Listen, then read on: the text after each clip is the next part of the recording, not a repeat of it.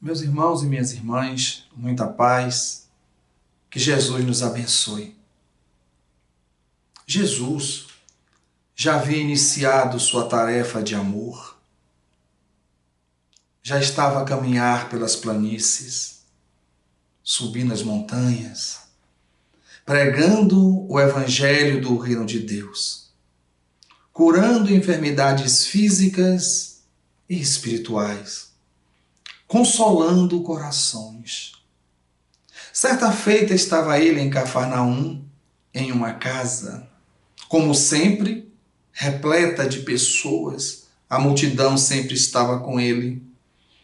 E de repente um dos seus discípulos chegou-se a ele e disse: Mestre, sua mãe e seus irmãos estão lá fora a te chamar. E nesse momento Jesus olhou para aquele discípulo e perguntou: Quem é a minha mãe? E quem são os meus irmãos?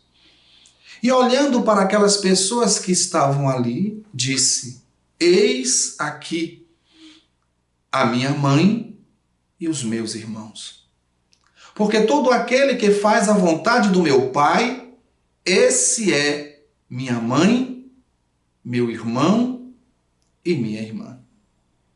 Essa frase causou estranheza na época e até hoje algumas pessoas estranham Jesus ter falado daquela forma. Principalmente ter se referido à sua mãe daquela maneira. Quem é minha mãe? Quem são meus irmãos? Entretanto, é importante buscarmos entender o que Jesus quis dizer. Em verdade, ele não estava desprezando a sua família. Ele não estava desprezando a sua mãe. E tem alguns pontos que eu gostaria de tocar para que a gente possa entender isso com mais profundidade. O primeiro é que a tradição judaica era rigorosa. E nos 10 mandamentos consta: honra o teu pai e a tua mãe, para que longos sejam os seus dias na terra. E os judeus eram rigorosos no cumprimento da lei. Evidentemente, Jesus não iria desprezar sua mãe, desde quando o mandamento, e Jesus era judeu, o mandamento dos 10 mandamentos de Moisés, os 10 mandamentos que Moisés recebeu no Monte Sinai, um deles estava lá: honra o teu pai e a tua mãe. O segundo ponto interessante é que se nós lembrarmos quando Jesus começa a sua tarefa, o primeiro fenômeno realizado por Jesus em público. Vocês lembram? As bodas de Caná da Galileia, numa festa de casamento. E naquela época, nas festas, aqueles que recebiam as pessoas, os que davam as festas, eles ofereciam, no início, o melhor vinho. À medida que a festa ia encaminhando-se e as pessoas começavam a já estar meio tontas, o paladar já não tanto apurado, eles começavam a dar os vinhos de categoria inferior.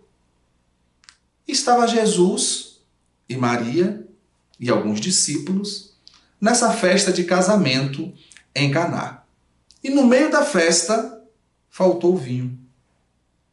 E Maria se aproxima dele e diz: meu filho, faltou vinho para a festa.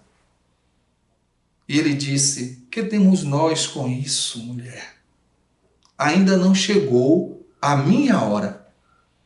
E Maria fez como grande parte das mães se comportam dessa forma, fez de conta que não ouviu o que ele disse.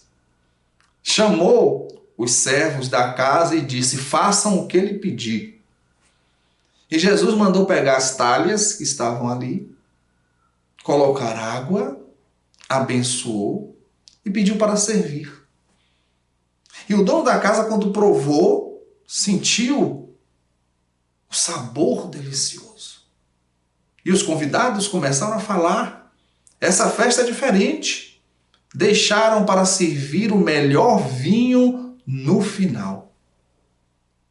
Queremos chamar a atenção que o primeiro fenômeno público realizado por Jesus foi a pedido de Maria, a sua mãe. Não podemos esquecer também o terceiro ponto que nós gostaríamos de abordar: na crucificação. Quando Jesus estava erguido no madeiro infamante, entre dois ladrões, e ali abaixo Maria, abraçada com João, o evangelista, o único discípulo que ficou até o final, de peito aberto, enfrentando os romanos, os sacerdotes judeus, sem medo. E naquele momento, Jesus olha para João e diz: filho, eis aí a tua mãe. E olha para Maria com um olhar inundado de amor e diz: mulher, mãe, eis aí o teu filho. Observemos o cuidado de Jesus com Maria. É como se ele estivesse dizendo: João, cuide dela. Ela já está idosa. E dizendo: mãe, cuide de João. Ele ainda é muito jovem. E esse pedido foi tão forte que João depois convidou Maria e foi morar com Maria em Éfeso, numa casa pequenina, numa colina de Éfeso. E aquela casa ficou conhecida como a Casa da Santíssima. Então nós temos a plena convicção da preocupação de Jesus, do zelo de Jesus com a sua mãe, com Maria. Evidentemente, os irmãos do Cristo não entenderam a amplitude de sua missão, mas ele compreendeu os irmãos, porque ele é mestre, é o nosso Senhor. A multidão, diante do povo, Jesus sempre falou em parábolas. Ele usava a técnica de falar em parábolas para que o entendimento pudesse ser mais fácil, para que pudesse ficar gravado no coração, na alma daquelas pessoas. Então ele utilizava parábolas, ele utilizava alegorias, para que as pessoas pudessem entender o seu ensinamento. Por isso, é importante buscar o sentido do que Jesus quis dizer.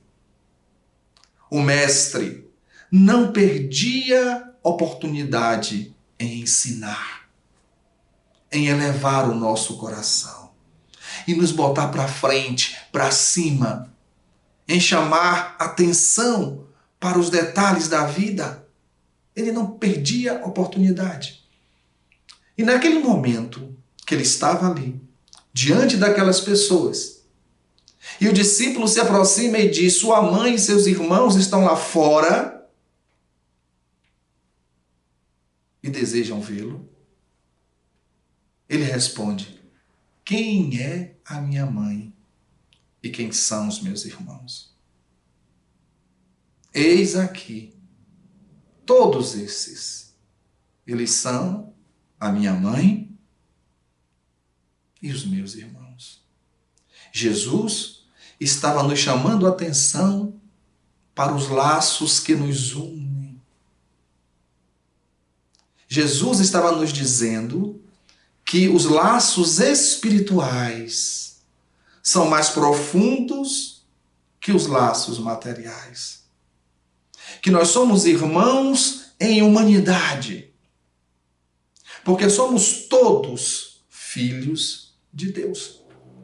Os laços consanguíneos, muitas vezes, eles só duram até o momento que a vida física permanece. Depois da morte, cada espírito vai para o seu lado porque não tinham afinidade espiritual.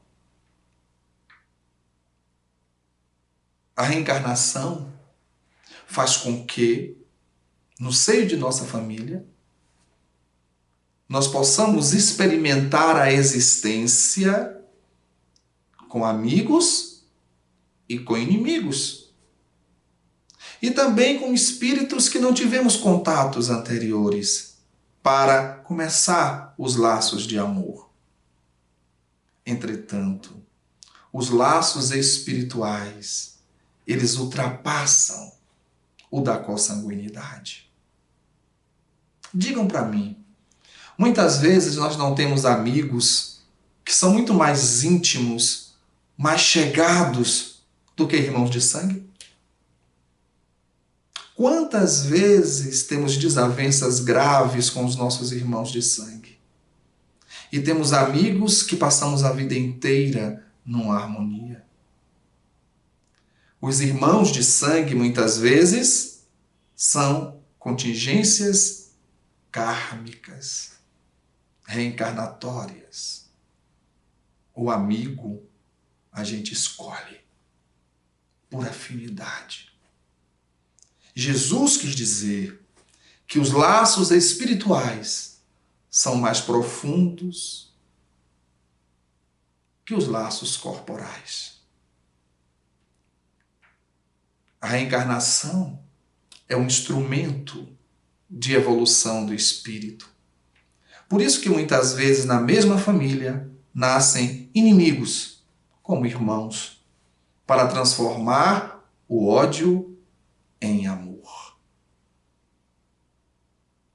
E por isso, muitas vezes, alguém do lado, um vizinho, nos foi alguém muito caro em outras vidas e nós temos essa afinidade.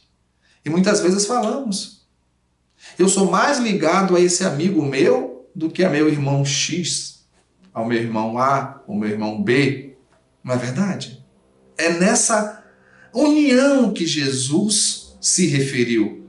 A união que liga as criaturas. O amor. A fraternidade. Por isso, quando Jesus respondeu ao discípulo com uma pergunta: quem é minha mãe e quem são meus irmãos? E apontou para aqueles que estavam ali e disse: eis aqui a minha mãe e os meus irmãos. Ele não estava desprezando a família. Ele não estava desprezando a mãe. Ele estava dizendo que os laços espirituais são mais fortes que os laços corporais. Porque o nosso pai carnal, na realidade, é nosso irmão. A nossa mãe carnal, na realidade, é nossa irmã. Todos nós somos filhos de Deus e fazemos parte da grande família universal. Foi isso que o Mestre quis dizer, que nós somos irmãos. E isso faz com que o nosso amor dilate, ultrapassando as paredes domésticas e indo em direção da humanidade inteira, amando todas as criaturas como irmãos, filhos, todos do mesmo Pai. Que Jesus nos abençoe.